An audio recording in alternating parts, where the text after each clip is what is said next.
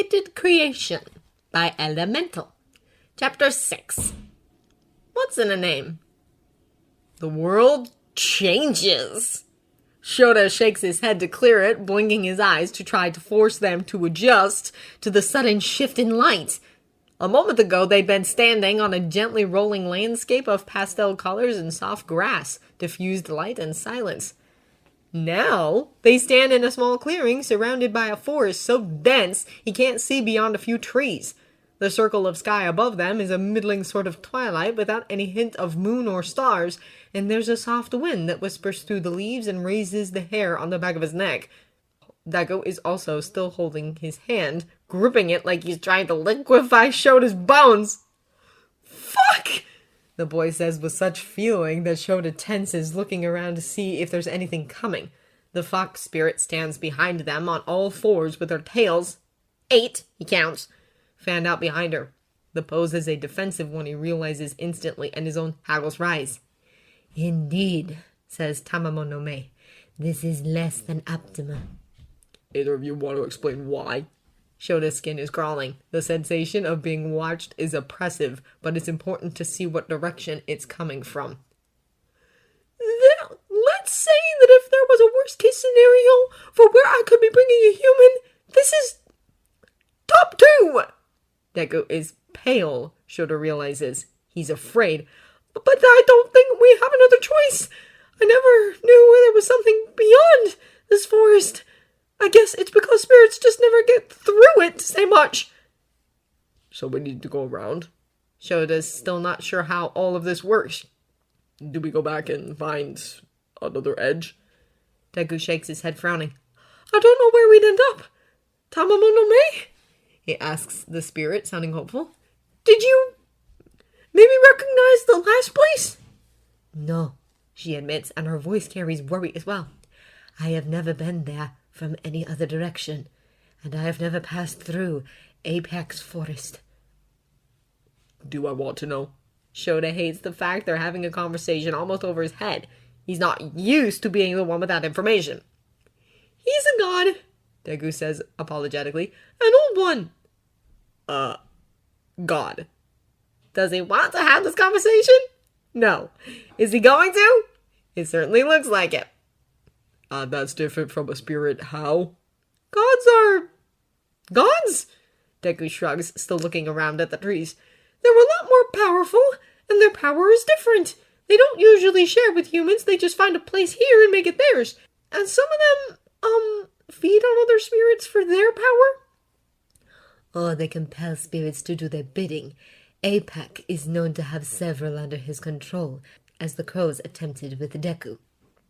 Question. Shoda finds himself asking, why are the crows and not a name? Everyone else seems to have one. Deku blinks in surprise. Oh! That's because they'd hear us if we said it. They have a lot of names that aren't true names, actually, because they're messengers, and, He frowns, but mostly looks sheepish and seems to realize a lot of that doesn't mean much to Shoda because he shakes his head and continues. They're complicated, but if we use a name, they'd come and investigate, and we really don't want their attention. They're all also gods. Well, one god across a lot of crows, like I said, complicated. Another thing to investigate later. Shoda wants a goddamn notebook, and maybe some flashcards. Alright, do we have a plan? Don't get eaten? Deku laughs weakly. Actually, I think I have a plan. We'll just have to be careful, but I've been in the forest before. You what? Tamamo no Me's voice is loud enough, even Deku flinches. Why would you ever— I was doing a favor! He protests defensively. And I only went in so far, I didn't try to go through. The point is, there is a way to ask for passage, if you have something he wants. Shoda doesn't get to ask what that means, because Deku follows it up with, the best thing would be a fight you won. Something you worked hard for, but when you were younger. He says this thoughtfully, looking up at Shoda expectantly. Maybe your final exam from when you went to UA? Problem child. Shoda fixed him with a look that usually works in a classroom. You're not making sense. I'm going to need some context. Oh, right, he's a god of a few things, but one of the main ones is military victory? Not all of it, there's more than one god for that. He adds that hurriedly, like Shoda might be worried about the lack. Spirits will trade in memories, remember? if you don't have something specific they want. I gave him the first time I went swimming before because I didn't think I had any fights worth sharing then since I usually lost. But you went to UA, so you must have some good ones where you had to do a lot to win, and they'd be old enough you won't be in trouble for forgetting them. I'm feeding a god a memory of a fight in exchange for getting through his forest. Deku nods, completely at ease with that statement. Exactly. That is a very cunning plan. Tamamo no Me says slowly before Shoda can really lean into the what the fuck aspect of things.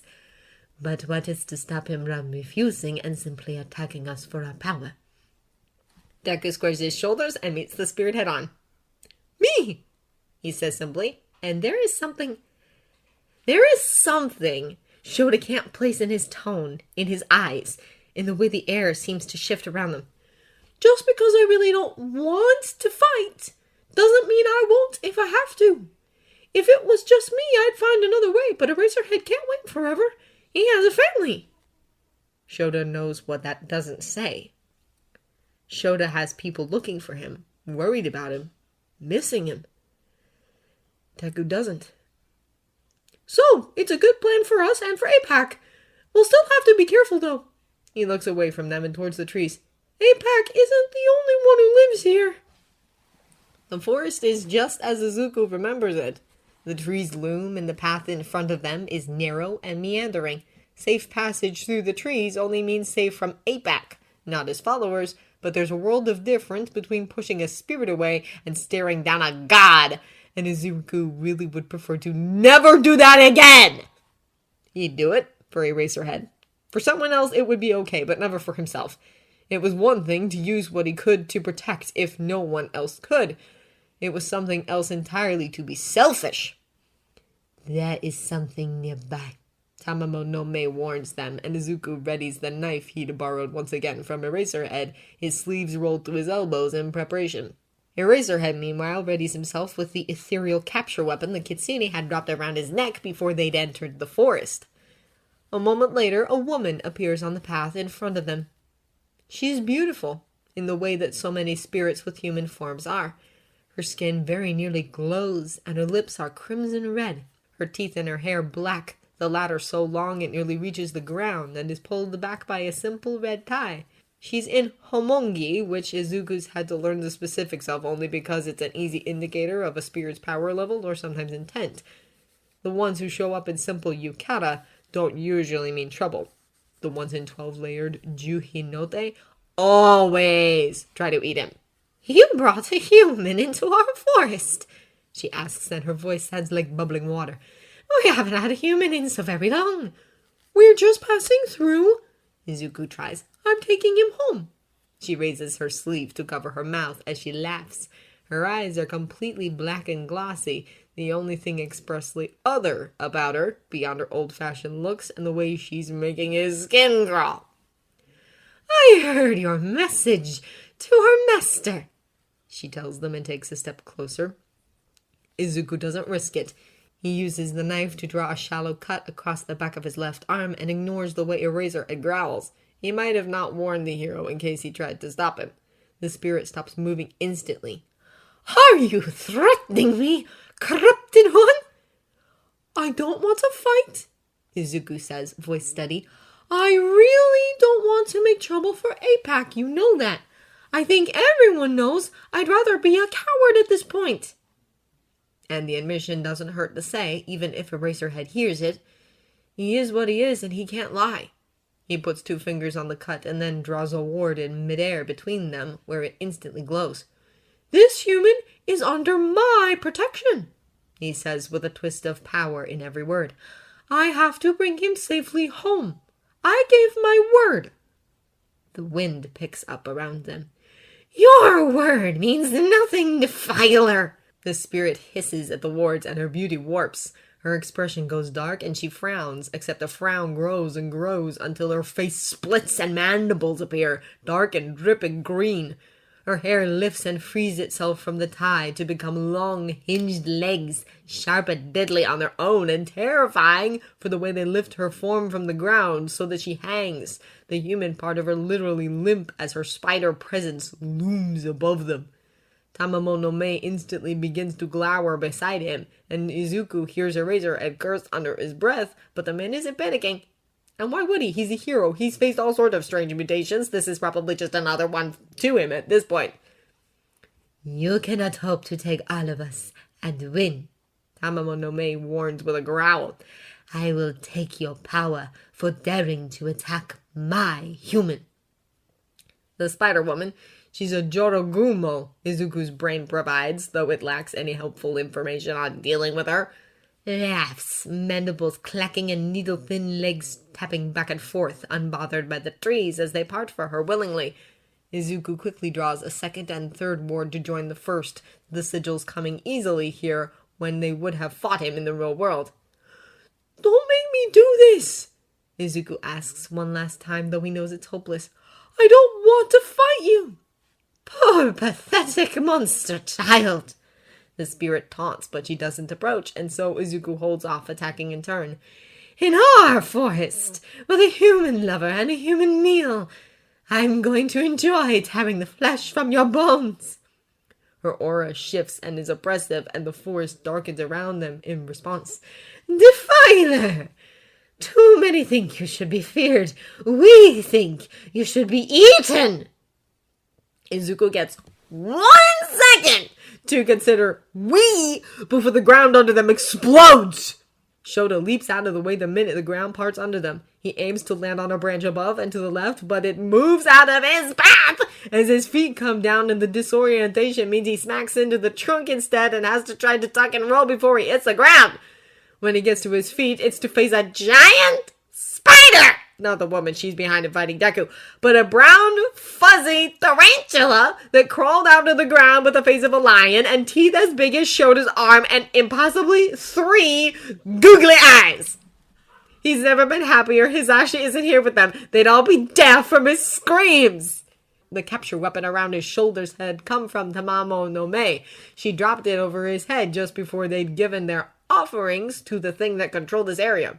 Shoda's working on thinking of it as a god, but that's a work in progress. Thank you very much. It feels just like his own, and she'd smile their smug fuck smile when he pointed that out. It obeys him just like the real thing now, lashing out and tangling around the larger monster's legs to topple it as the kitsune grows to a size that matches the beast, her teeth doing impressive damage. Something about her tails, they're glowing brighter than the rest of her, seems to be hurting the monster as well, making it shrink away as she attacks, so Shoda recalls his weapon and leaps to help Deku. The Spider-Woman looks like the sort of yokai from Woodblock Prince that Shoda never thought he'd regret not paying attention to in art history class. Her body hangs from her hair, which makes up her legs. More than 8 his brain offers, which is not at all helpful, and actually all the more unsettling. Said legs move with frightening speed, and she keeps trying to pin Deku under them. Deku is holding his own, and Shoda doesn't know how to feel about that long term, but for now he's relieved, because watching the kid paint symbols in the air with his own blood hasn't exactly been reassuring. Whatever they are, Deku is using them to deflect the creature's attacks. Her legs sliding off something like a shield, he seems to be directing midair and enraging her in the process. There's so much Shoda doesn't understand about this place, and he feels like he never will. But hearing the kid call himself a coward in a place he can't lie, and then watching him face down this mess like it's a normal fucking Tuesday, makes his blood boil.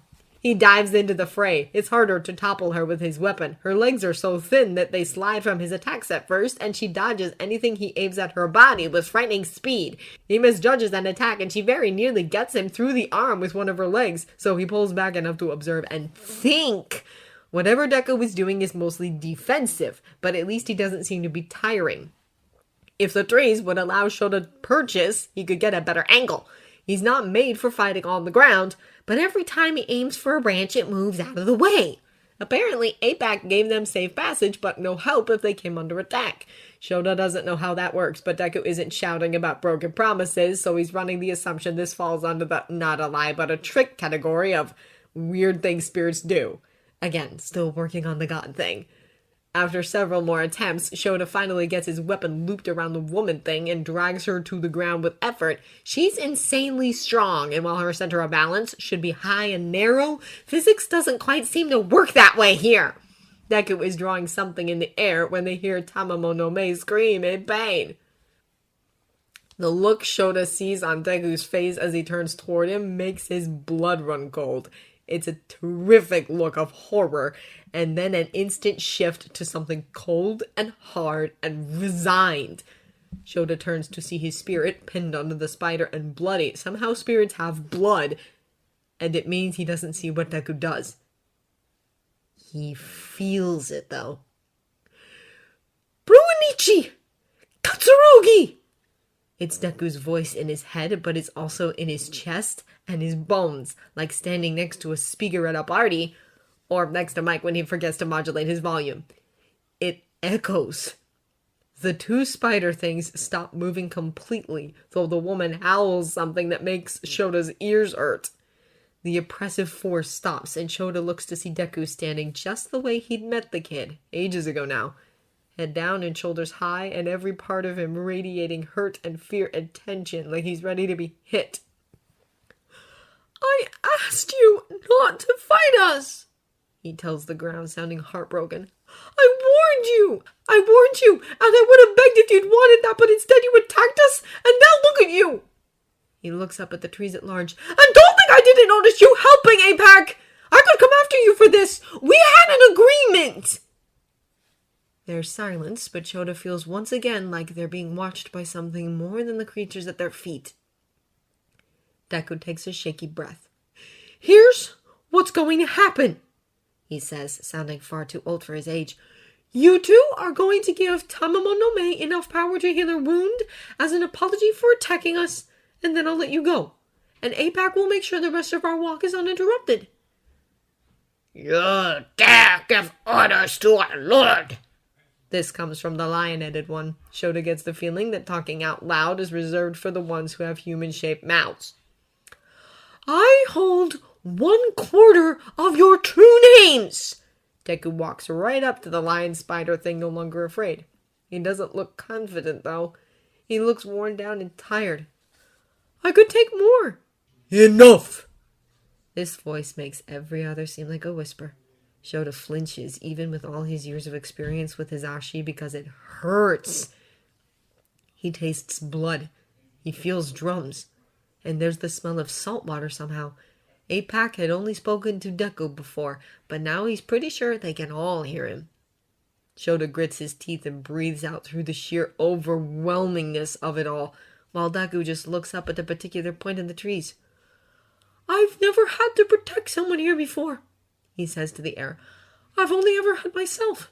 Now I have Eraserhead and his spirit, and I am going to get them home. I don't care what I have to do to make that happen, do you understand?" There is a crackle of thunder without lightning, and Tamamo no Mei's injury closes as though it never existed. "Now we are even," the god says. "Get out!" There is the very unsettling sensation of the world moving while Shoda is staying still, the trees all blending into a mass of green and brown before they are very suddenly standing with the wall of trees behind them, a clearing in front of them with a chasm and a swaying wooden bridge beyond that, and the sky in full night but complete with a moon and stars that Shoda does not recognize.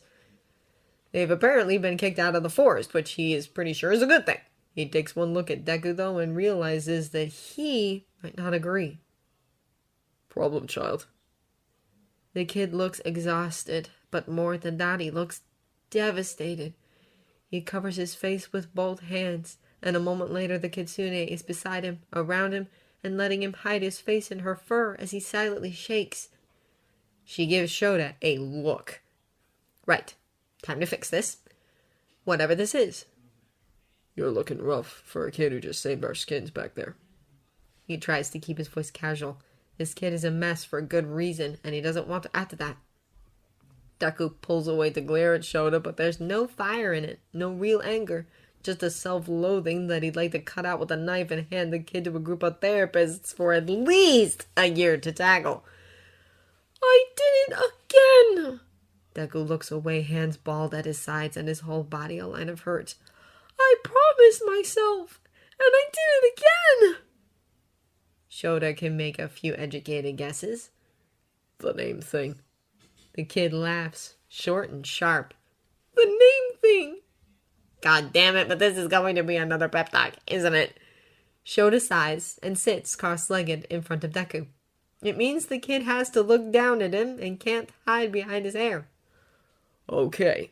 Explain it to me again, because it looked like you were defending yourself.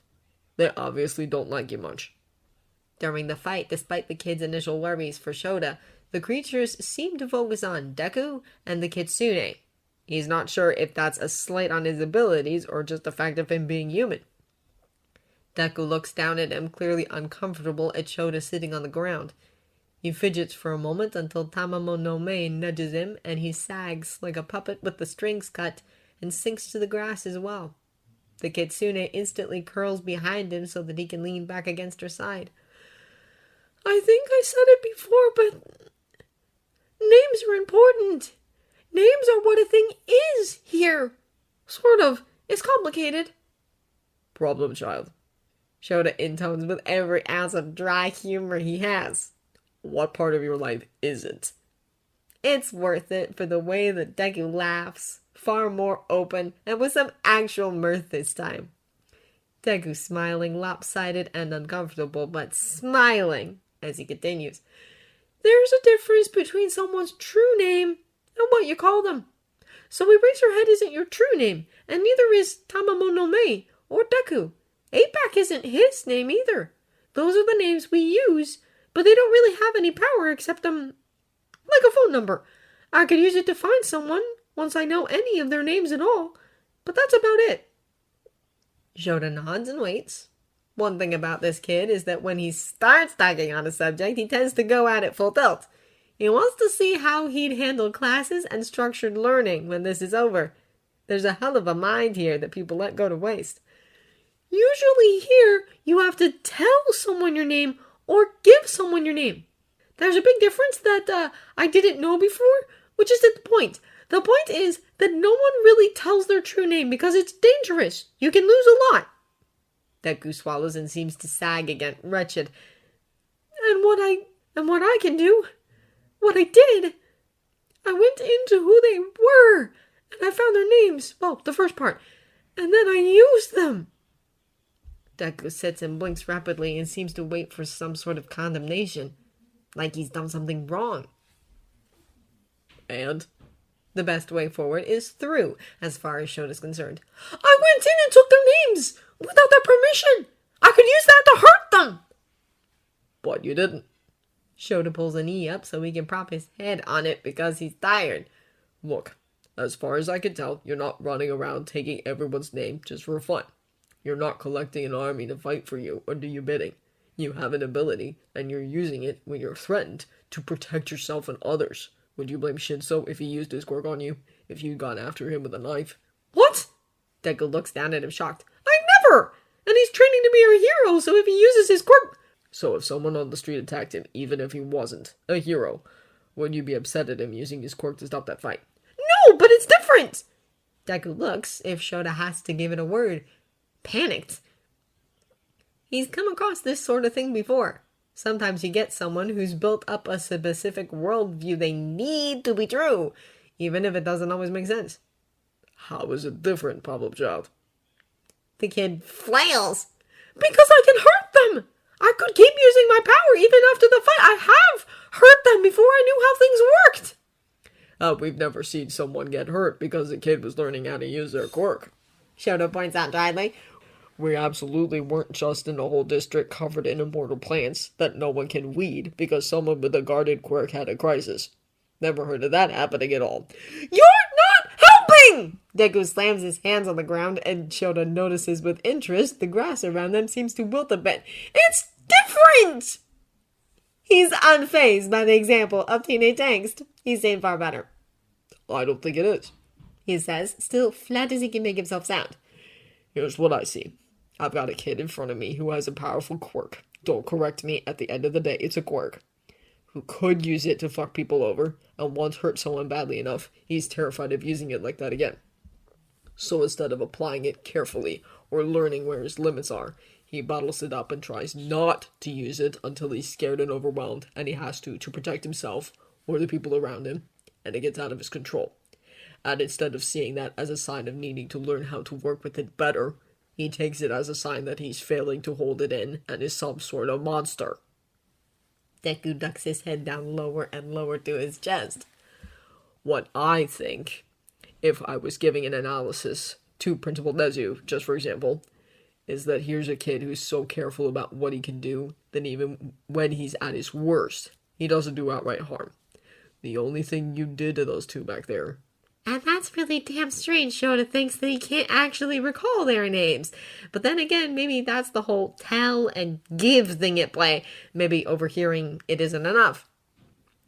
You had them at your mercy, and all you did was make them back off. You stopped the fight. Everything you tell me says you could do anything to them when you have their names. That you could take their whole name and really scare the shit out of them just with that. And you don't. He shrugs. Deku keeps peeking up at him through his messy hair. I'd say here's a kid with a lot of potential who needs to work on what he can do, but has the sense to limit his harm already.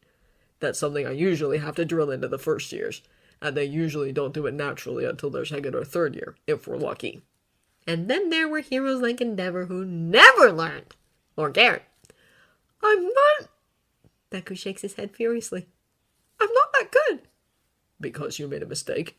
Shoda asks. Because this lot calls you names. Tamamono Main likes you, and I've only known her for however fucking long we've been here, but I bet she's a good judge of character. Thank you. She nudges Deku gently, but otherwise lets Shoda continue this not as weird as it could be pep talk. I'm saying, for a kid who wanted to be a hero once, you understand something it usually takes our students their entire academic career to learn, and some of them still don't until they hit the pros.